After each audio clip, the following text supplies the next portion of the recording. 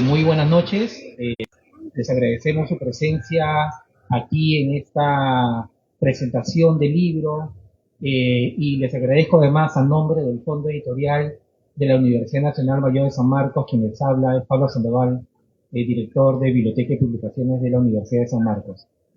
Esta vez, como parte del ciclo de presentaciones de libros que como Fondo Editorial estamos realizando en esta feria, nos complace mucho la presentación del libro Intelectuales, Política y Producción Cultural en el Perú de los años 70. Y nos complace además tener aquí en la mesa los editores del libro, Mijail Mitrovic y Javier García Liendo, quienes tuvieron la genial iniciativa de proponernos al Fondo Editorial este libro que compila y discute algunos de los temas ejes sobre la intersección entre política, cultura e ideología en el Perú de los años 70, un periodo además que en la historiografía y las ciencias sociales no ha sido lo suficientemente trabajado. Ya Mijail y Javier plantearán algunas ideas al respecto, ¿no? Los ejes de discusión que posiblemente puedan abrirse a partir del libro.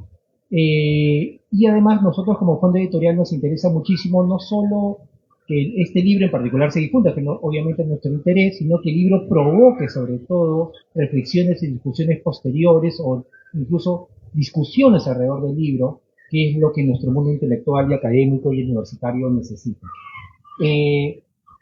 Mijail es antropólogo, profesor de la Facultad de Artes de la Pontificia Universidad Católica, y que tiene un conjunto, no voy a enumerar porque son muchas también, y se nos va todo el tiempo, pero tiene un conjunto de publicaciones en los últimos años precisamente sobre la intersección entre arte, literatura, antropología y la producción plástica y su intersección con la política y la ideología, que creo que es ya conocido por varios de los que seguimos un poco la trayectoria de Mijail.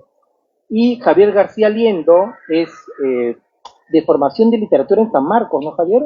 Y luego con un doctorado en la Universidad de Princeton, en Estados Unidos, que, digamos, redundó en la publicación luego de su tesis y como libro sobre la obra de José María Arguedas y Ángel Rama alrededor de la idea del intelectual público en América Latina, ¿no? Que es un libro que pronto habrá novedades, espero yo, también por el fondo editorial.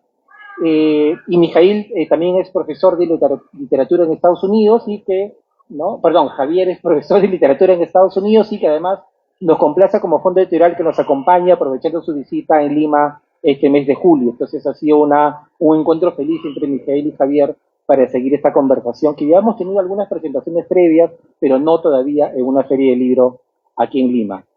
Entonces, la dinámica que quisiéramos plantear era, primero, Mijail, una presentación general del libro, y luego yo soltaré un par de preguntas, ¿no?, que pueda disparar con ustedes en un tipo de conversación. Así que, gracias Mijail, gracias Javier, y adelante. Bien, buenas noches. Gracias Pablo por la presentación. Nos complace mucho estar aquí presentando el libro. Este libro empieza como una conversación con Javier hace algunos años sobre cómo, a pesar, como ha dicho Pablo, los años 70, la época de Velasco, es ahora objeto de un nuevo boom de publicaciones e investigaciones. Nos interesaba introducir la pregunta por las prácticas intelectuales en ese contexto y sobre todo por entender que las prácticas intelectuales no son solamente prácticas de escritura, ¿no?, prácticas vinculadas con la palabra necesariamente. Javier va a abundar sobre eso en un momento. Entonces, lo que hicimos fue invitar a un grupo de colegas, algunos que viven en el Perú, otros que están fuera pero estudian el proceso peruano, y abrir una conversación sobre posibles entradas, posibles estudios de caso, que es lo que compone este libro finalmente. Quiero hacer un repaso por el índice, simplemente para que tengan claro cuáles son los temas que se tocan.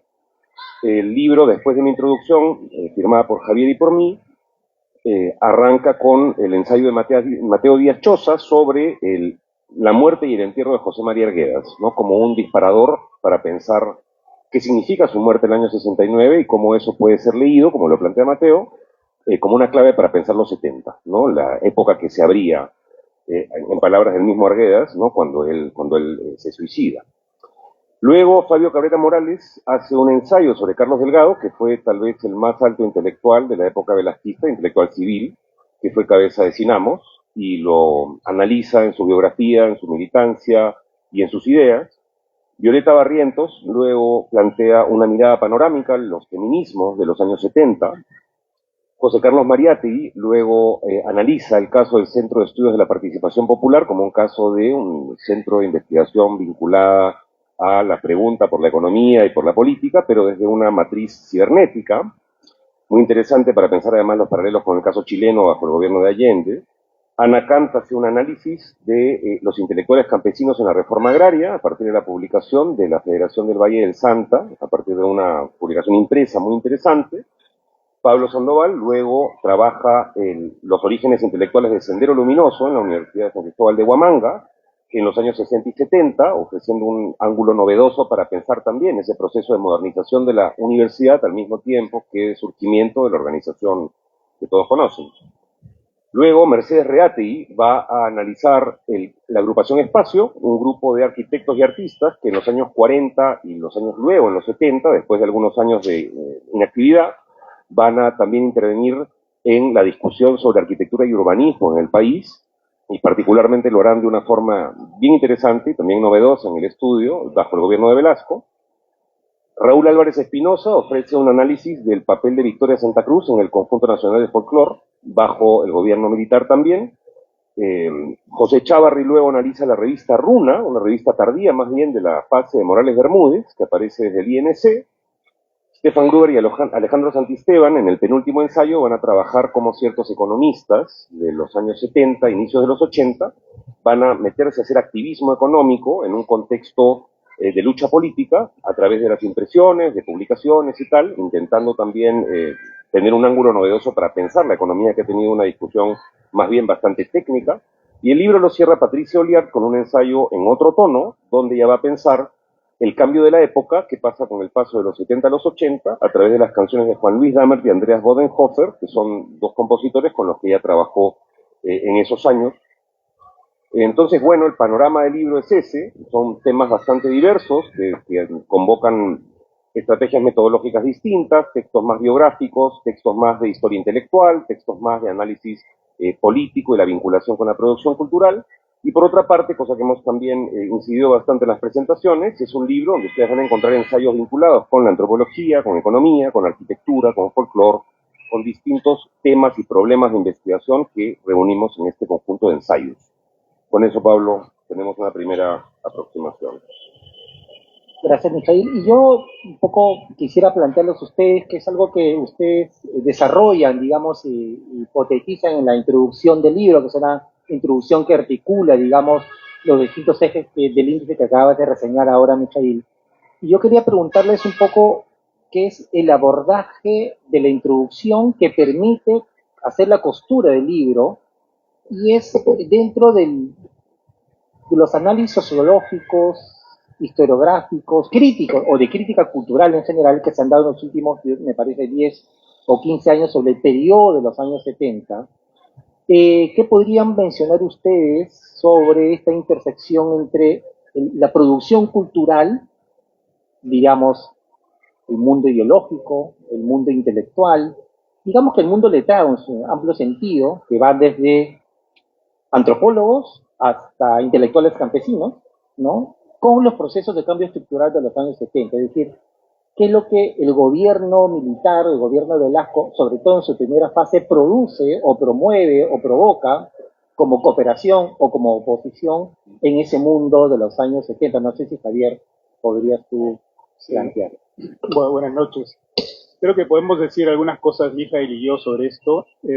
Para comenzar, el libro también lo que quiere es invitar a todos los lectores y las lectoras a preguntarse qué es un intelectual, qué fue un intelectual y qué significa realmente esa palabra, y si se le podemos dar vuelta y tiene algún tipo de valor hoy en día, porque la idea de intelectual está asociada mucho con algunas imágenes como el que piensa, el que escribe, ¿verdad? Como dijo Mija al comienzo, y se trataría de ver de qué manera uno puede realmente ser más plástico en la manera de pensar la cultura y quiénes están produciendo. Entonces, la palabra que Pablo estaba mencionando de producción es muy importante porque nos hace pensar en quiénes son los que están detrás de las imágenes, discursos y textos que están circulando en la sociedad, a través de las cuales se ejerce cierta influencia sobre los sectores populares, sobre la sociedad en general, y que muchas veces están ocultos en un taller que no se mira, ¿no? Entonces,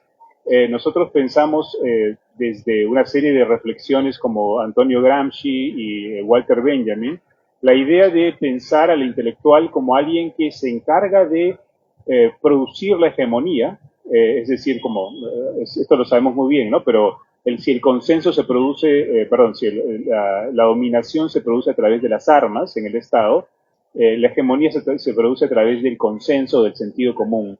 Entonces, cómo los intelectuales producen un sentido común en la sociedad y hacen que ciertas ideas aparezcan como sentido común. Entonces, ampliando eso, de ahí es que pensamos intelectuales campesinos, intelectuales en el Estado, intelectuales que están en la izquierda, etcétera, ¿no?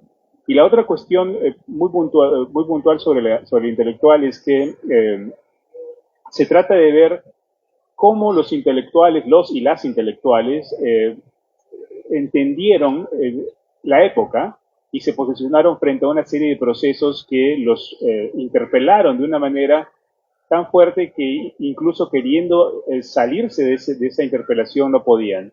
Y esa es una de las cuestiones que tiene que ver con la conexión de la época, que es el gobierno de Velasco, ¿no? Entonces, la revolución instalada de Velasco lo que hace es tensionar, generar una tensión y una demanda en el campo intelectual que obliga a que los intelectuales, las y los intelectuales se posicionen frente a ese evento consumado y podría ser a favor, está trabajando dentro del Estado, con el Estado, o trabajando en tensión con ellos, o simplemente ignorando la revolución y trabajando por otro lado. Entonces son distintos posicionamientos políticos y culturales que se juntan en un momento de intensa transformación. Ahora, ahí tenemos una hipótesis sobre la idea de la revolución y el momento, la determinación de lo político que Mijael lo puede plantear también. Tal vez podríamos decir que una de las hipótesis que planteamos en la introducción, ¿no?, es que el gobierno militar, entre las múltiples cosas que hizo, también hizo algo determinante para el campo de la producción cultural en su sentido más amplio, que es que por primera vez el Estado centraliza lo que podríamos llamar una industria cultural, ¿no? Antes, por supuesto, había habido el desarrollo de la radio, la televisión, ¿no?, la producción editorial y tal, pero el gobierno militar en su primera fase, por primera vez va a tener desde el propio Estado una especie de control fuerte sobre los medios de producción en cada una de estas ramas, ¿no? Entonces, eso hace que algo que se ha discutido mucho sobre el gobierno de Velasco ha sido justamente lo que decía Javier, pero desde el plano político, ¿no? El gobierno militar hace el golpe, redefine el espacio de la política, todo el mundo tiene que o acomodarse o estar en contra, ¿no? Pero tenemos un reparto del campo político, y eso mismo lo podemos encontrar también en el ámbito de la producción cultural, ¿no? Es decir, el gobierno militar tiene un aparato productivo muy fuerte, por ejemplo, en el campo editorial, ¿no?, de los libros, de las publicaciones impresas, y la lucha política también se da en ese plano, por ejemplo, con organizaciones de izquierda que responden al gobierno militar con mimeógrafo. Entonces, la capacidad productiva de los partidos de izquierda era mucho menor que la del Estado. Y esa es una situación, un campo para pensar la producción cultural, la producción editorial en este caso, que nos interesaba poner ahí como un escenario general. La lucha política también se da en ese espacio, como se da en un grupo de campesinos produciendo con mimeógrafo un boletín que circula muy localmente, como se da con un grupo de intelectuales que se juntan a pensar utópicamente en cómo generar un modelo cibernético para pensar un nuevo modelo de organización social. En esas prácticas que no siempre se analizan desde el punto de vista de la política, es que nosotros encontramos también un hilo conductor que permite reunir todos estos casos distintos, pensando más estructuralmente en relación con lo que decía Pablo, con lo que hemos llamado en la introducción la primacía de la política, ¿no? La idea en simple es que en los años 70, y eso no es solamente en el Perú, de los 60 a los años 70 han sido los años donde la exigencia de la revolución se hacía sentir en prácticamente todas las prácticas cotidianas, ¿no? Es decir, se habla mucho de que los años 70 son los años donde la gente politizaba hasta la cola del cine, ¿no? Y esa es una cosa que sirve como hipótesis para pensar por qué producir un espectáculo de ballet, por ejemplo, que está repensando el lugar del ballet en el Perú, puede ser también un espacio de producción política. Entonces creo que está esa exigencia en el ambiente, esa exigencia de la revolución, que hace que se reordenen todas estas prácticas que en periodos que no son periodos de revuelta, más bien, ¿no?, se sienten como prácticas autónomas, ¿no?, como prácticas que tienen su propio cauce, su propia lógica. En ese contexto, la revolución se vuelve un imperativo que hace que todo se politice, en cierto modo, ¿no? Ustedes han mencionado, digamos, y que me parece que dialoga con varios capítulos también del libro, y que es la producción, la estatalización de la producción cultural de algún modo, su monopolio, de manera explícita además, ese control de los medios de producción cultural, digamos, ¿no? Pero que genera también dos escenarios, ¿no? Digamos que, y es sobre todo en el ámbito de la producción cultural del gobierno, de la primera fase del gobierno militar, se da en muchos intelectuales o académicos jóvenes en un momento una paradoja o ambivalencia o contradicción, que es productor cultural de día, militante antigobierno de noche. Y eso creo que atraviesa partido, movimiento, ¿no? Y eso, digamos, varios de los capítulos lo grafica de ese modo. Pero por otro lado también es un intento, el más moderno que se dio, quizás, no sé, hasta ahora, de construir lo que podríamos llamar, o lo que ustedes, o varios capítulos del libro llaman una cultura nacional popular.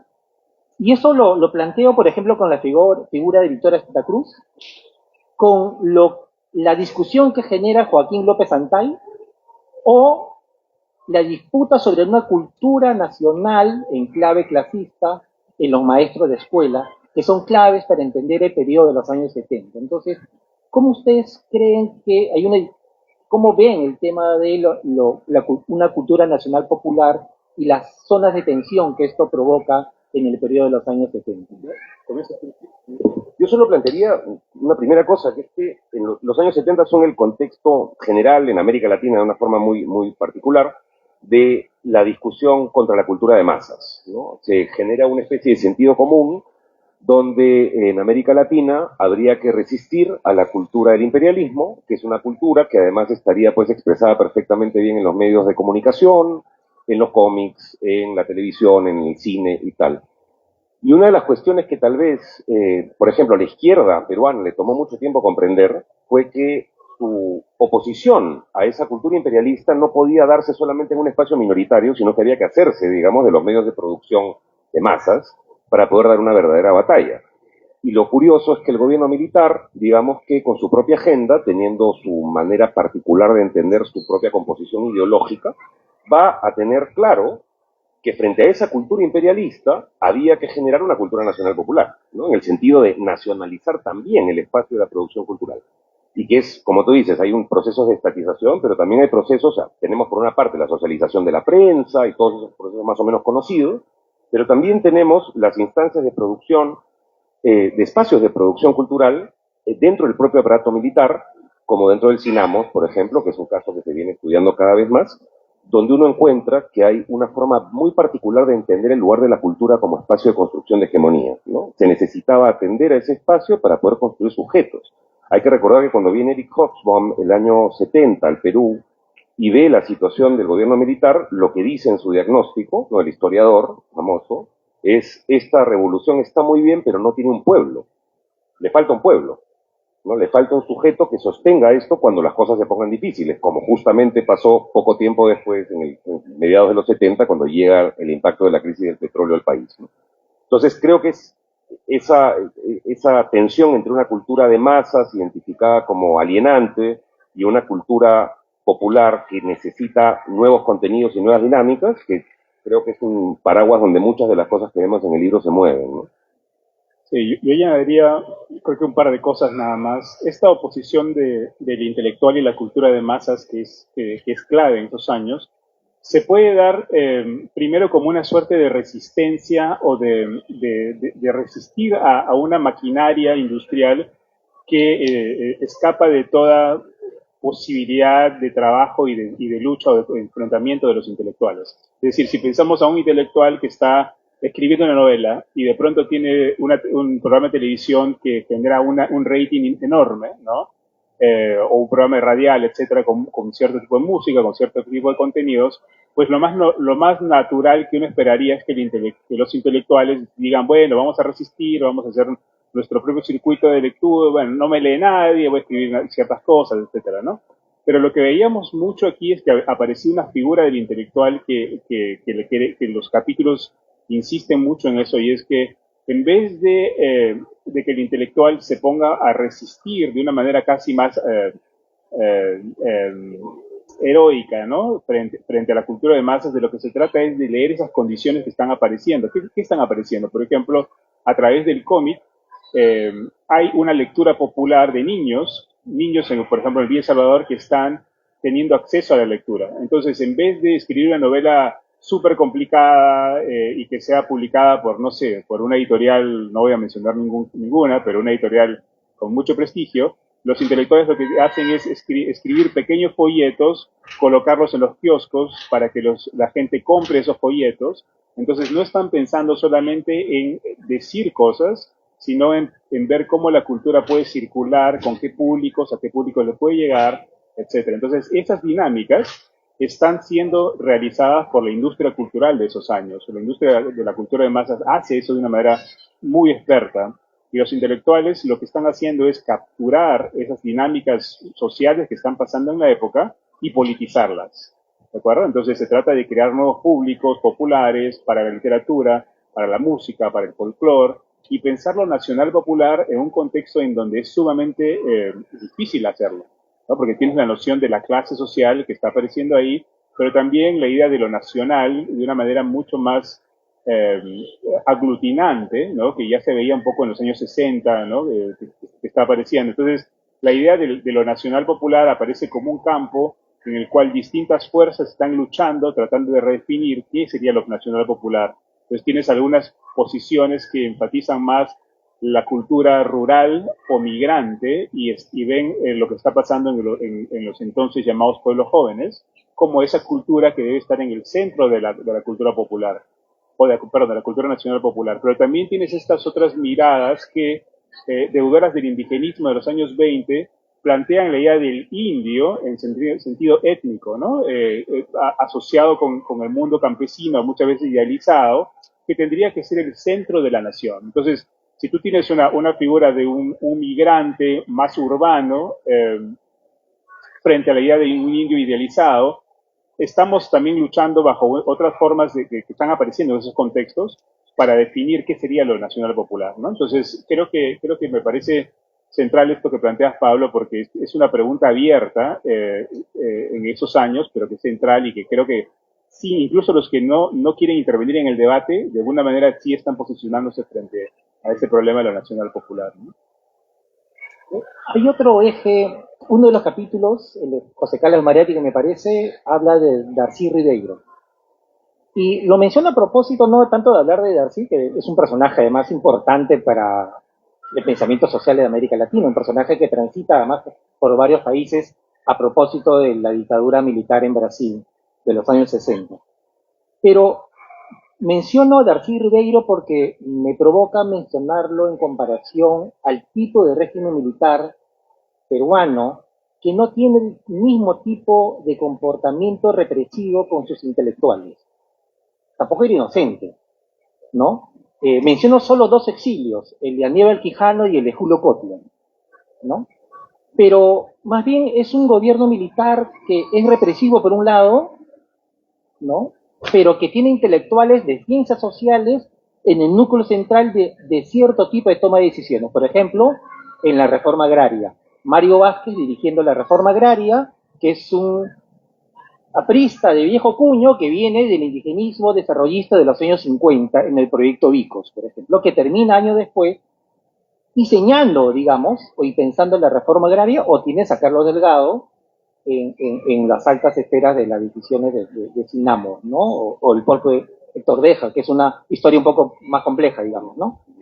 Entonces, ahí lo que yo quisiera plantearles es cómo ven ustedes, cómo leen a propósito de los capítulos del libro esta ambivalencia del gobierno militar con eso que se llama el mundo intelectual, que era un mundo intelectual todos, o casi todos, yo diría todos, quizás, rango, en el espectro de la izquierda, en distintos niveles y matices, pero que insisto sobre esa figura ambivalente, el productor cultural de día del Estado y el militante de noche, que me parece que es algo que todavía no se logra explicar del todo. El libro apunta a varias de esas cosas, pero no se les provoco con la pregunta.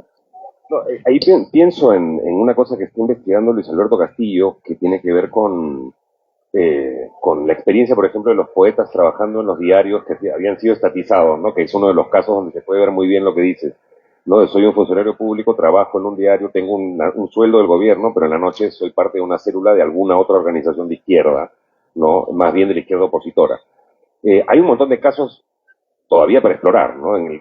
De los que has mencionado, yo diría que, claro, fuera de Carlos Delgado, Mario Vázquez, Héctor Béjar, Carlos Franco, todavía hace falta que se hagan estudios específicos sobre ellos, ¿no? Todos intelectuales absorbidos por el régimen militar, de una forma además consciente, ¿no? No estamos hablando de la idea de la cooptación, ¿no? Que es que, por ejemplo, a Béjar siempre se le criticó desde la izquierda en ese momento. O sea, no éramos México y el PRI, digamos. Claro, claro, no había la lógica de la cooptación, aunque la izquierda peruana la leyó de ese modo, sino que era la lógica de la militancia, ¿no? O sea, Béjar entra como un cuadro con plena conciencia de estar militando por la revolución peruana y estar haciéndolo en términos completamente abiertos, ¿no?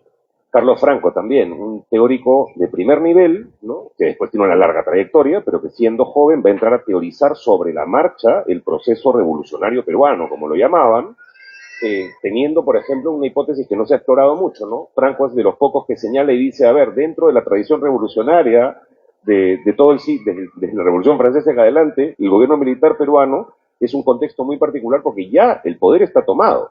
La discusión ahora es hacia dónde se va con ese poder. Y tiene una teorización todavía que hace falta explorar y poder mirar con más detenimiento.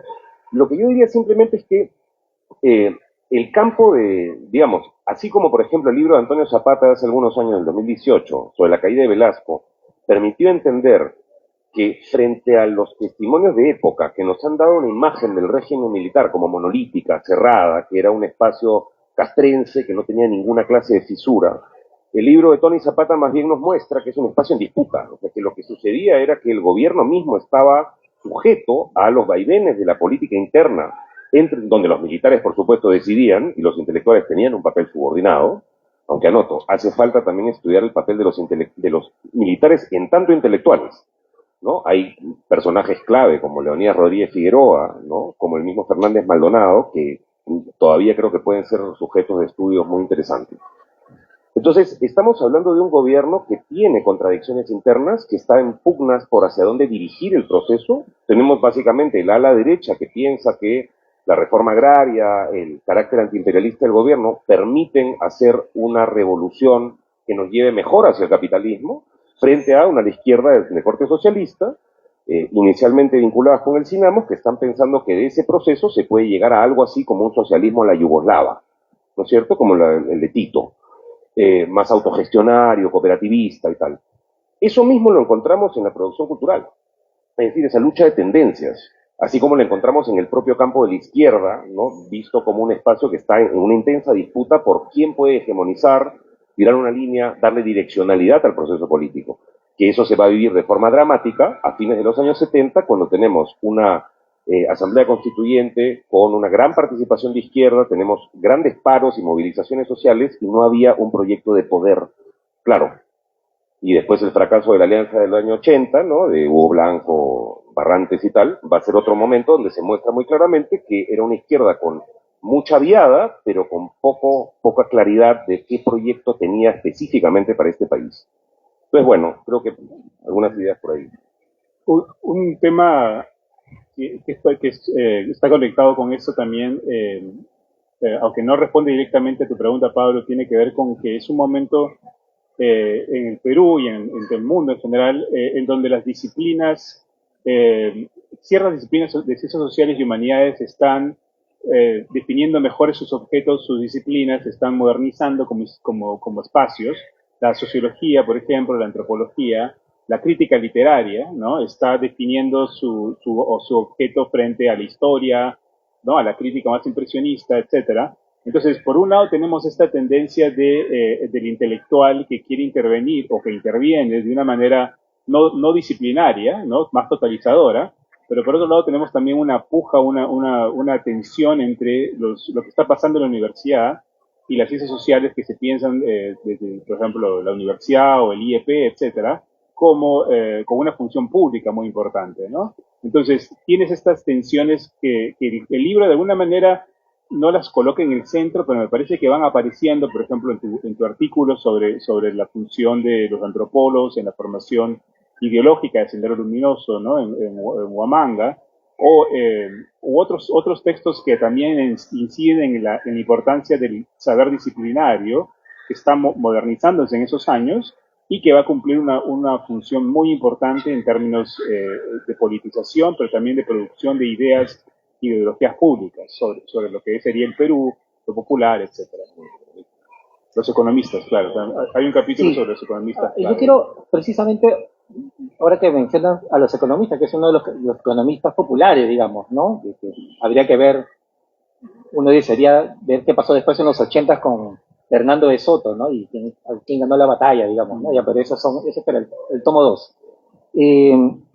Pero lo que yo veo, lo que veo a propósito del libro, lo que ustedes están mencionando, y es que los años, yo creo que ese proceso se inicia en los 60, se consolida en los 70, que es la disputa por la interpretación del país. Si un largo periodo del siglo XX, yo diría parte del siglo XIX, eran los literatos los que ficcionaban la nación, eran los intérpretes de la nación, digamos, las ciencias sociales aparecen para disputarles el espacio en los años 40 hasta los años 60, pero lo que provoca el gobierno militar es ni las ciencias sociales ni los literatos, y aparece la figura de los intelectuales populares, que Ana Kang lo menciona en el intelectual campesino, pero aparecen otros.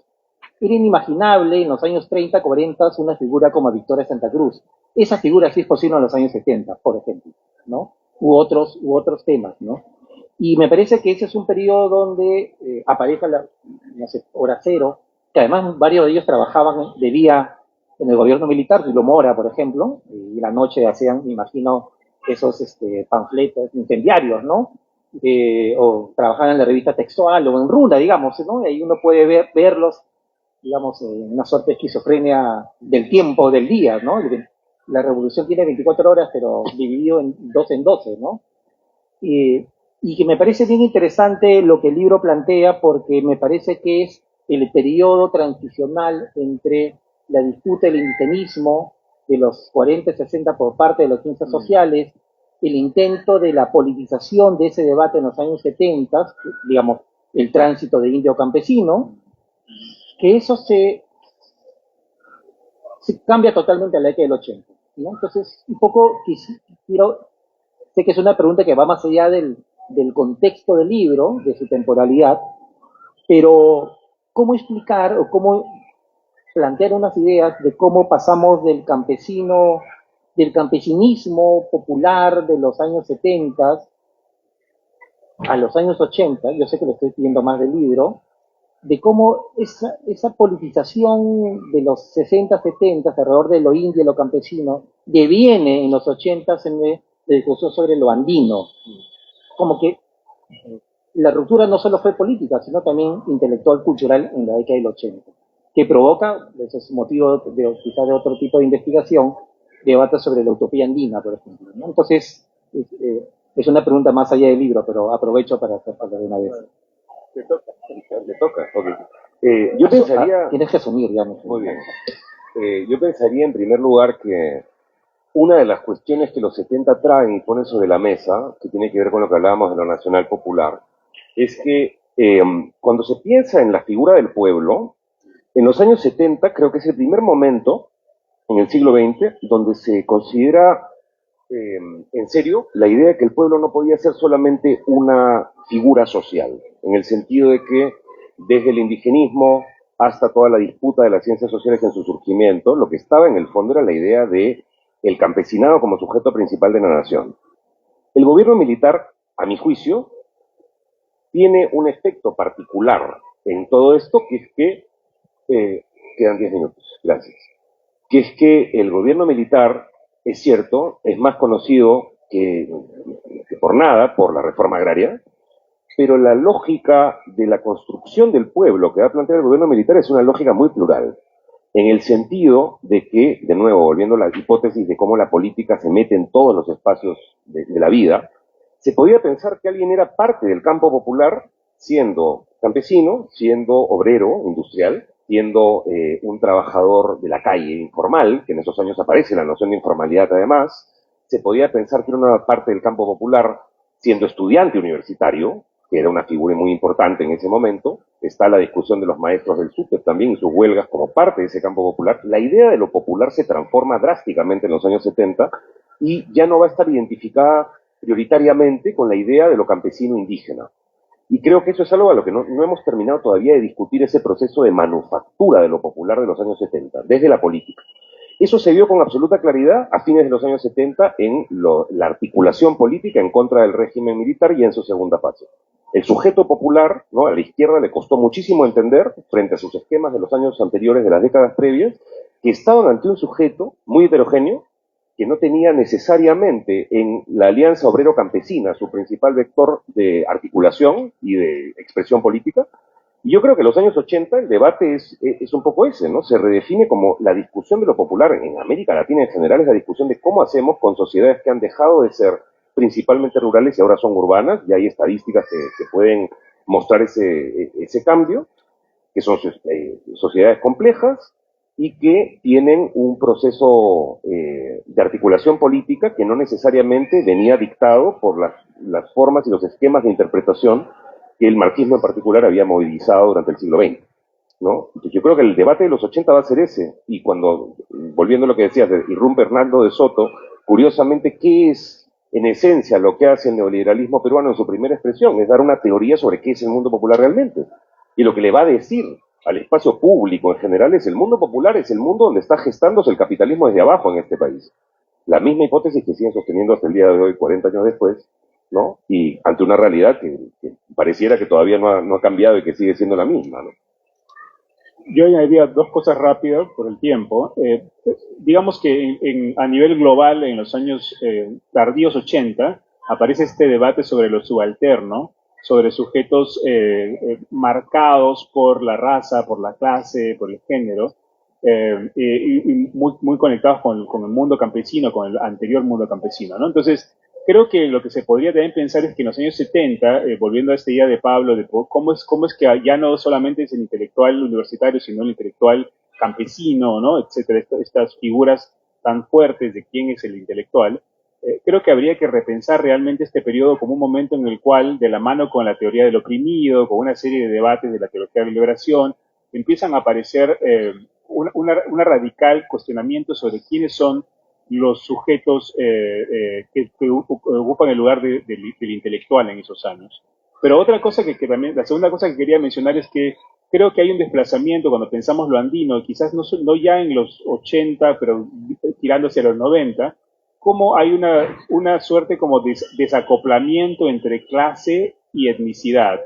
Es decir, lo andino empieza o terminará siendo un concepto que define o que se afirma mucho desde la cultura, ¿no? Es decir, lo andino son una serie de rasgos que podrían definir el país desde sus peculiaridades andinas, y quizás la frase tomada de Arguedas, el país de todas las sangres, ¿no?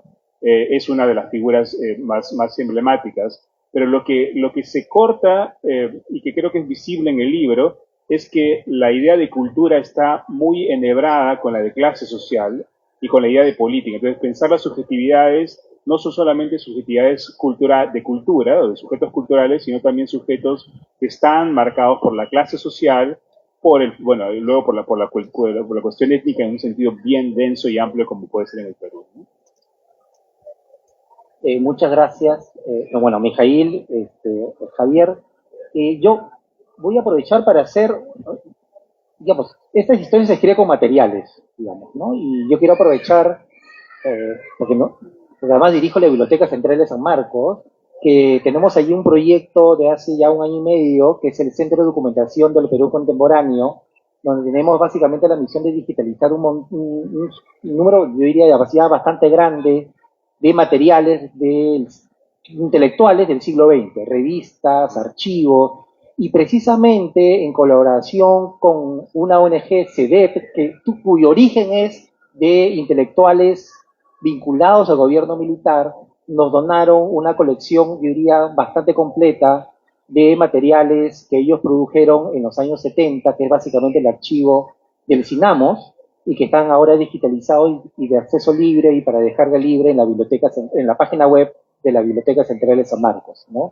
Y yo creo que eso es parte también de la necesidad de repensar y volver o seguir historizando la década de 1970, que me parece que es una década bisagra entre el mundo de la pre-reforma agraria y el mundo neoliberal de la década de 80 en adelante. Entonces, este libro precisamente quiere colocarse en ese momento bisagra, ¿no? Entre las utopías globales de los 60 y las utopías neoliberales de los 80, ¿no? Creo que es un periodo que todavía precisa y el libro creo que nos empuja a eso. Creo que abre un conjunto de preguntas a partir de intervenciones puntuales en cada uno de los capítulos, pero que creo que nos abre vetas de futuras investigaciones. Así que Mijael y Javier, muchas gracias, y a todos los autores y autoras ya mencionados por Mijael en la primera parte de esta presentación, y a los que quisieran adquirir el libro, por favor, los esperamos en el stand 28 aquí de la Feria de Libros, que es el stand del Fondo Editorial de la Universidad de San Marcos. Muchísimas gracias por su presencia y nos vemos en el stand 28. Buenas tardes. Amigos de RTV San Marcos, se ha transmitido en vivo pues esta ponencia por parte de Mijail Mitrovic y este libro que habla sobre un análisis de los intelectuales también de esa época de los 70s con respecto al análisis político de lo que sucedía en esa década. Ya volvemos entonces más tarde con otra exposición, con otra exhibición. Ya estaremos retomando. No se despeguen.